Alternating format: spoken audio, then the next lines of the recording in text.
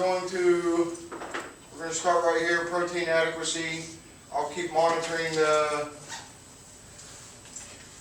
chat for our collaborators. We're doing some collaborative work today, but I'm going to go ahead and record this one. I'll post it on YouTube. Why is it not? Oh, that's why.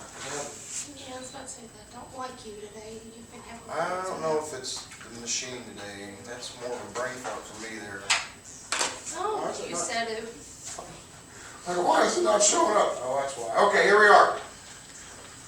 So, we've talked about digestive system, we've talked about fats, we've talked about carbohydrates.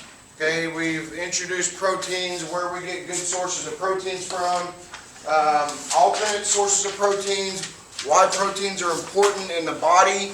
We know that fats contribute to cell membranes. Okay, remember the phospholipids and cholesterol make up cell membranes. And without those fats, those cell membranes do not exist, and our cells cannot function. They wouldn't exist at all. There's no barrier between what's inside the cell and what's outside the cell. Same thing with proteins. Without proteins, we would have no structure. How many amino acids are there total? Remember? 9. You're on the right track. There are at least 9 for sure. Those are the essential ones. Okay, those 9 essential. But how many total? 20. 20. Yep, 20. Good job, Samuel. 20 total, 9 essential. Yeah, I don't need you to know any of the names or whatnot. It's not the purpose of this class. But yes, 20 essential, 20 total. Sorry, 20 total, 9 essential. If some protein is necessary for proper growth and good health, can eating extra amounts of nutrients make you extra healthy and physically fit? How about it, Flora? If I wanted to be healthy for the next 5 days, but I wanted to do it all in one day, can I eat all my proteins and all my healthy foods on Monday and that would last until Friday? No, it doesn't work like that. It does not work like that, okay? The idea of eating more protein to improve your health seems logical, but protein is no different than any other nutrient. More is not better.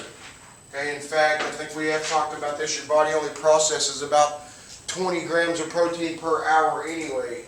So those that are in the gym that are trying to bulk up and create a bunch of muscle mass, they focus on proteins, but they need to recognize that the body can only use so much, and outside of that it just becomes really expensive urine, because that's what happens. The body doesn't use it, it just moves straight through the body.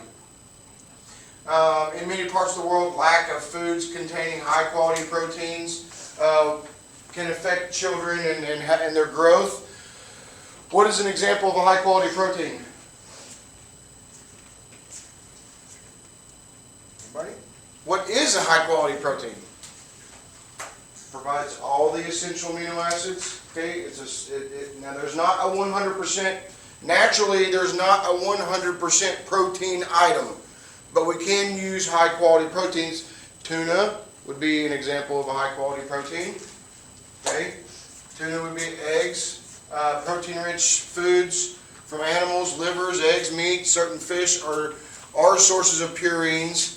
Okay, even though the high protein diets are generally not recommended for healthy people. Okay, so we can eat more protein than we need. Excess of dietary protein may lead to urinary losses of calcium.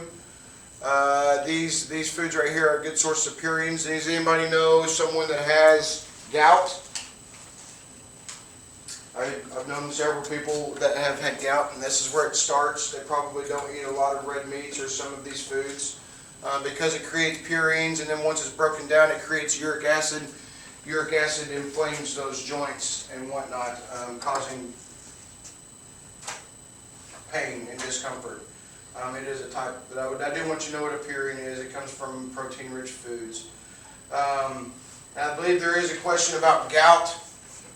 Okay, I believe there is a question about gout on the test, where it comes from. Just know that it comes from uric acid or purines. But protein-rich foods, when healthy kidneys remove uric acid, but when they're not working very well, then they stay in the blood and gout is created. What about protein weight loss diets? We talked about paleo, we've talked about the Atkins, we've talked about the keto. Okay, high protein diets to lose weight. People often report decreased feelings of hunger and increased feeling of fullness after meals because we know that it takes longer to break down. That's why we want you to eat proteins when you eat carbohydrates, okay? Especially if you're trying to control your blood sugars because it slows down the digestion.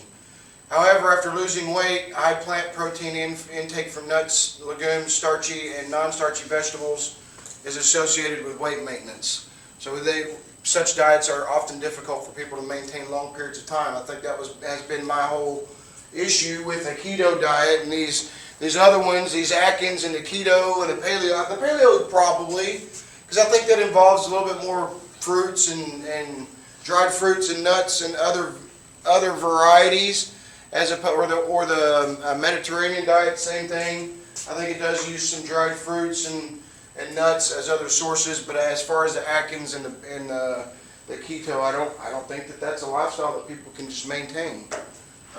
It's expensive, especially now, and it's, you know, if they just ate a little bit of carbs, I think we were able to identify, if they just ate a little bit of carbs, they would be able to process that fat more efficiently and not have to worry about putting their body into ketoacidosis. For thousands of years, humans have obtained amino acids by eating plants and animals. Okay, the use of amino acid and protein supplements as sources of the nutrient is relatively recent development, and little is known about the long-term safety and use of these products. How many of you take amino acids for performance? It's one of those things. Again, remember the vitamins and minerals and stuff that we buy off the counter are not FDA approved. Okay, we talked about that. Although food insecurity exists in the United States, protein deficiency is uncommon. Food insecurity, basically inner cities, rural areas, places that don't have access to healthy food choices. That's what a food insecurity is. That happens a lot, actually. It's something that I'm currently focusing on in my doctorate work. So it's a lot more. It's about 18% of families. So that's a big percentage. People with low incomes, especially older adults, are at risk for protein deficiencies. What is one sign of a protein deficiency? We talked about that on Monday. Anybody? Did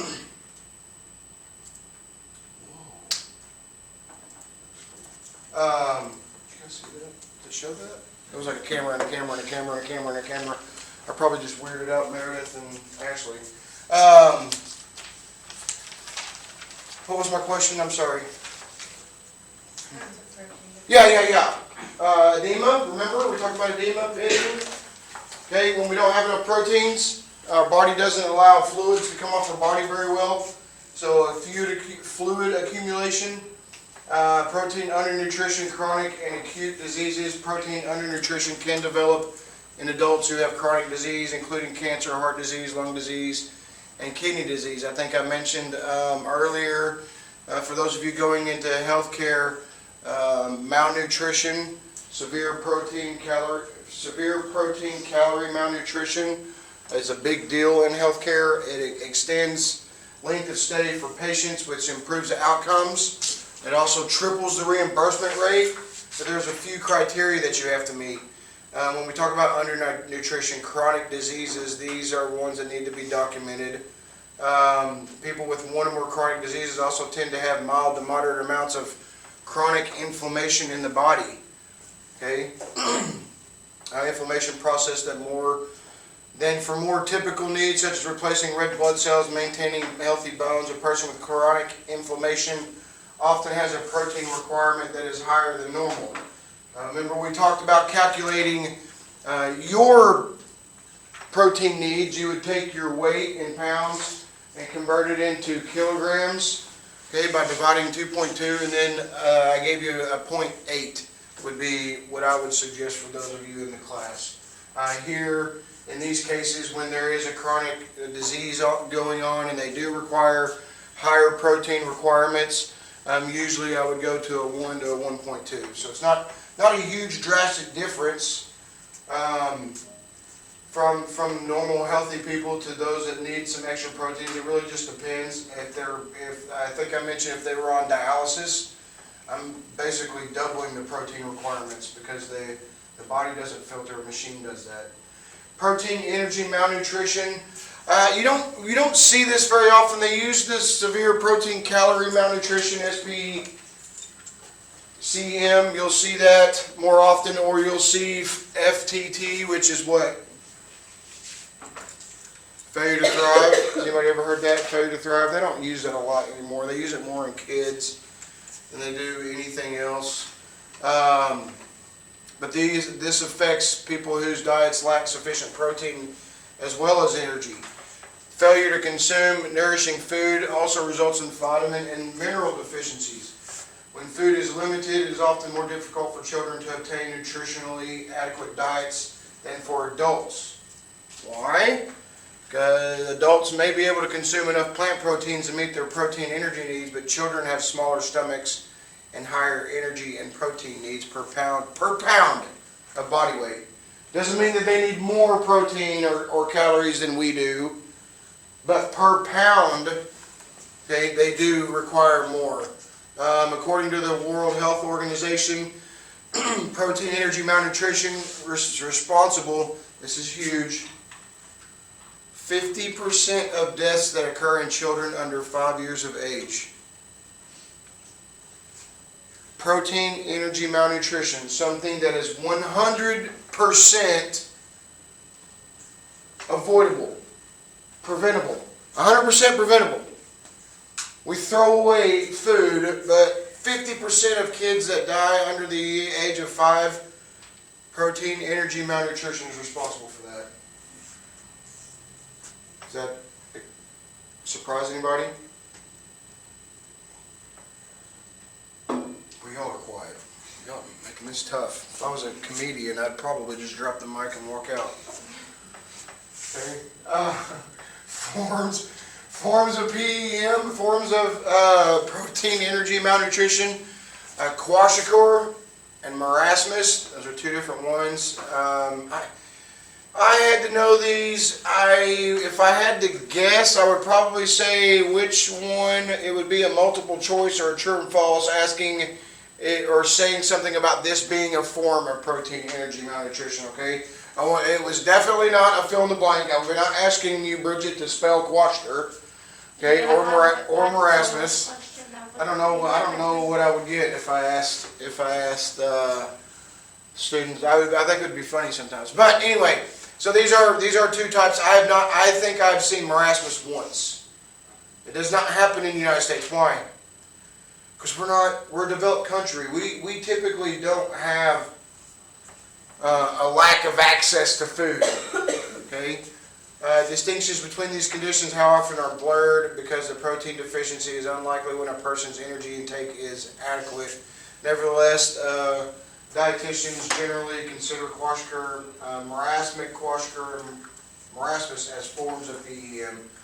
The kwashiorkor primarily occurs in developing countries where mothers commonly breastfeed their infants until they give birth to another child. I actually had a conversation it was a short conversation with a nurse. It's been several years ago. And I'm all about, if you want to have a debate with me, bring facts to the table. That's my whole point. But it was, I believe, the conversation started about she was still breastfeeding her child at the age of 5, and I said, "Why are you doing that?" I mean, just in general, asking, what's the purpose? Well, third world countries do it.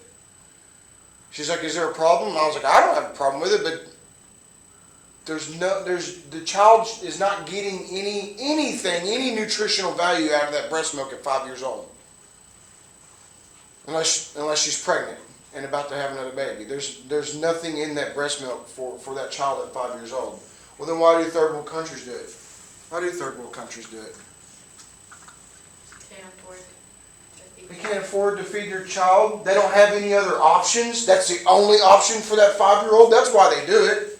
You can't compare a third world country to a non-third world country and the way that they, take care of business. Not that I don't have any issue with them. If you want to breastfeed your child till the child's fine. Just telling you, there's no nutritional value in that breast milk. After 3 years old, I think it's more about a bond at that point. But this is what we'll see. We'll see this. If you look at Kwashiorkor, marasmus, we've seen this before. Okay, distended belly. He's obviously got some edema. Okay, that would be pitting. Remember I was telling you about the pitting? That was what that would look like. Okay, wasting is a loss of organ and muscle proteins as the body tears down these tissues to obtain amino acids for energy metabolism. Okay. Muscle wasting, I believe I've also told you this as dietitians. Some of us are being trained in physical assessments where we would come in and just I present it as a massage. Hey, Mr. Jones would come in today. I want to do a physical assessment, kind of like a massage. I want to check some things out, so hopefully we can provide some more care to you. Because if I'm able to come into a physical assessment, been trained to come into a physical assessment, and I'm able to provide facts for this gentleman that could increase his length of stay, okay, so that he has better outcomes, I'm going to share that with him. Hopefully he complies with that. But here in the temporal areas, the cheekbones, the clavicle area, if those start protruding, that's a pretty good sign of severe protein calorie malnutrition.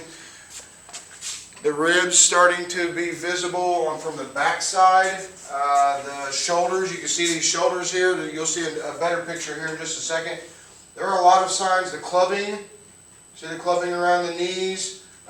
We check the muscle back here on the calf portions of it, which is clearly, that's severe protein calorie malnutrition. Like, there's no doubt about that. Okay. Can cause extreme weight loss and condition, commonly referred to as starvation. What happens when we starve ourselves? What happens to the food the next time we eat? Our body stores it. Okay.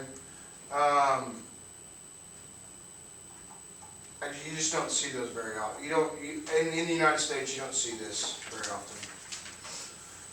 7.9, environment. I've had conversations in classes already. I think my Monday night class, I have a student, the book talks about a tick bite here, alpha-gal is what they call it. How many of you heard of that? It's a tick bite. I'm not going to say it's rare. I've seen it's becoming more common, but it's a tick bite. What happens is it creates antibodies in your body from the tick bite. Those antibodies fight your body when you eat things like red meats. So you become allergic. Before you weren't allergic to it. Now all of a sudden this tick bite puts these antigens, these antibodies inside your body, and you're allergic. And it's not forever. People typically grow out of it. But this student that I have in class has had it for 5 years. Can't eat red meat. Makes her sick. It's just from a tick bite. It's kind of, we talk about proteins and what happens in these. Allergic reactions. Okay, those allergens, a food allergy is an inflammatory response that results when the body's immune system reacts inappropriately to one or more harmless substances. In most instances, the allergen is a protein. That's why we're talking about it, because those allergens are proteins. I think if you had to have a better idea of what to differentiate between an allergy and an intolerance, I have an intolerance to lactose, not necessarily an allergy. I have allergies to milk proteins, okay, because clearly the allergen is a protein. People with food allergies may experience swelling of lips. Anybody have a peanut allergy? Any allergies at all in this class? I don't have no food allergies. Not to food? Oh, that's good. My brother's allergic to dairy. Your brother's allergic to dairy? Myself, none of my children have any allergies. My youngest, his mom, when before I think I showed with you guys, before she was pregnant, she was allergic to peanuts, and after she had our child, she was no longer allergic to those things. To peanuts, not to those things, but just to peanuts. Our immune system cells in the small intestines may recognize a food protein as a foreign substance. So that's what happens in the alpha gal from this tick bite. Common signs and symptoms of food allergies: hives, red raised bumps may appear on the skin. You will have to pick out a sign or a symptom of an allergy. Or it might be true or false. But I do want you to know common signs and symptoms of food allergies. I think it's important that you know those in case you come across something and you're able to identify it. When I think of a food allergy and not knowing about it, I immediately think of the movie Hitch, when Will Smith and they go on that date and they're eating that sushi, I think, and he takes a bite of it and his face starts swelling. Does anybody know what I'm talking about? No? Nobody's ever seen Hitch? Kevin James and Will Smith? I've seen that movie. Yeah, he's trying to teach Kevin James how to, I guess he's trying to win. She's a high profile, I think she's an actress or a model or something. I think somebody tried to use the hand. Oh, maybe she was trying, maybe they were saying, I watched it. Over here, she lowered watermelon. You have a question, Meredith? She lowered it. Okay, or maybe she was saying she's seen it. Maybe that's what she's doing. But yeah, difficulty breathing, wheezing, abdominal pain, vomiting, diarrhea. A lot of times people, I think, misassociate food poisoning to an allergic reaction. Because in reality, food poisoning, can it happen immediately? Yes, in severe cases, but that's usually not the case. Most of the times, food poisoning, you won't know it until a couple days later. And you're trying to figure out all the places that you've been that you could have been sick. Okay.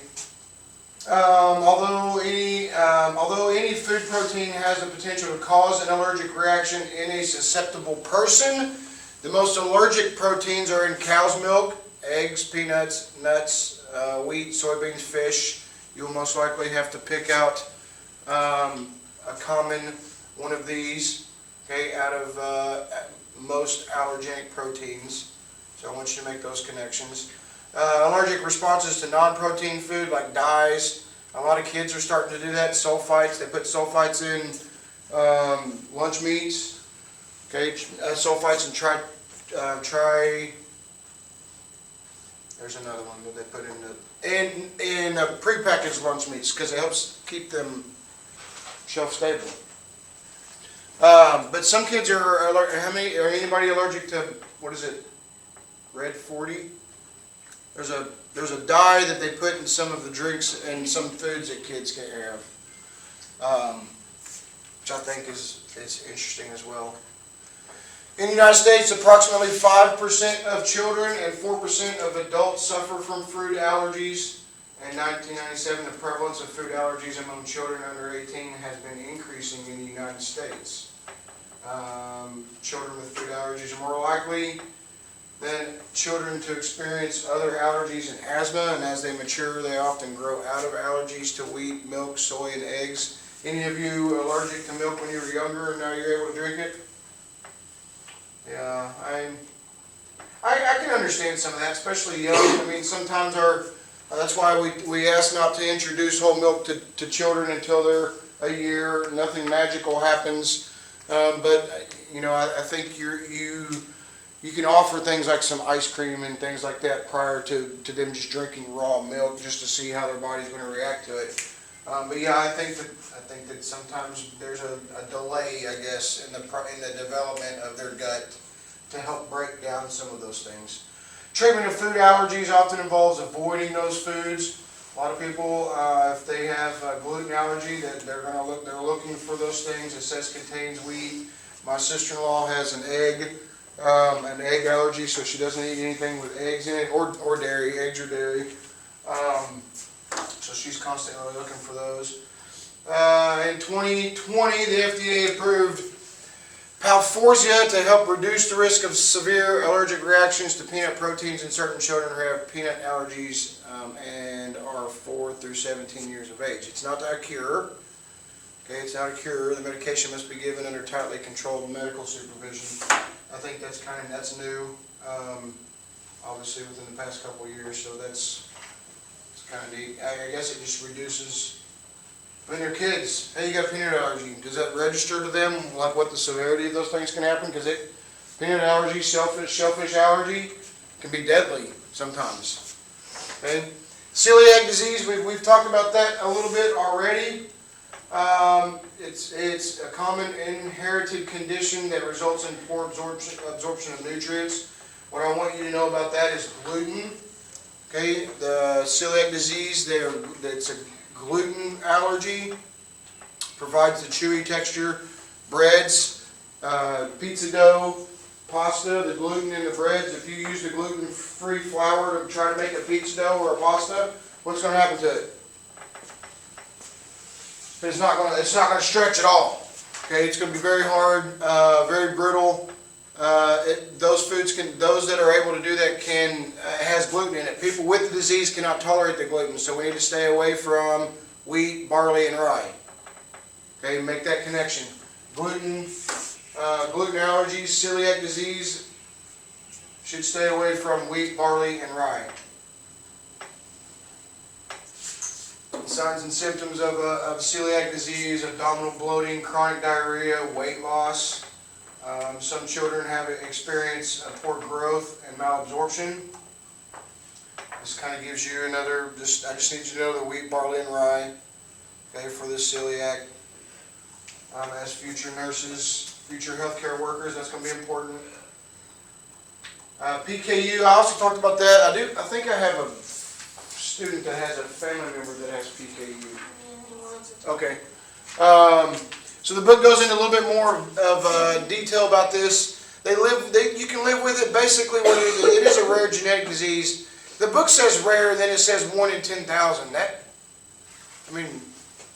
Sounds pretty high to me. Not rare. 1 in 10,000.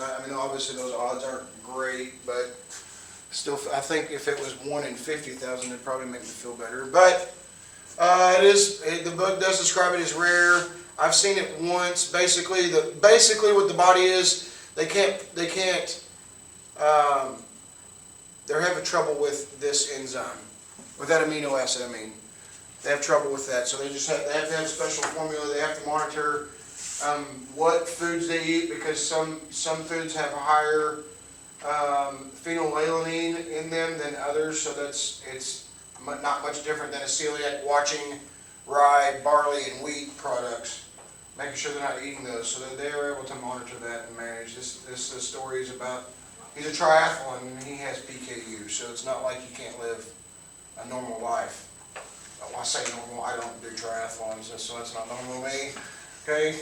But pretty good little story here if you like reading that. I do want you to know nutrigenics, not nutritional genomics.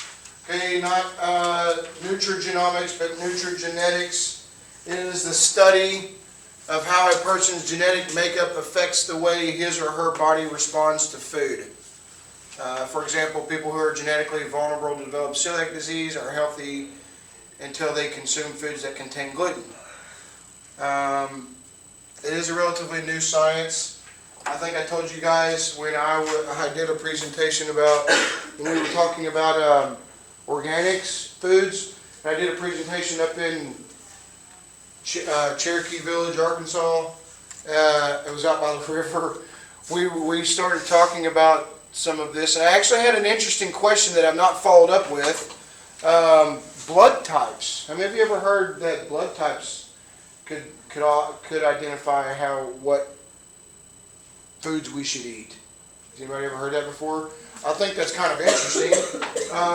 I think that values. I think that should be definitely looked into more. If I'm a type AB and I know that there are certain foods I shouldn't be eating, or certain foods that my body processes better, I would probably eat those foods a little more if I wasn't already.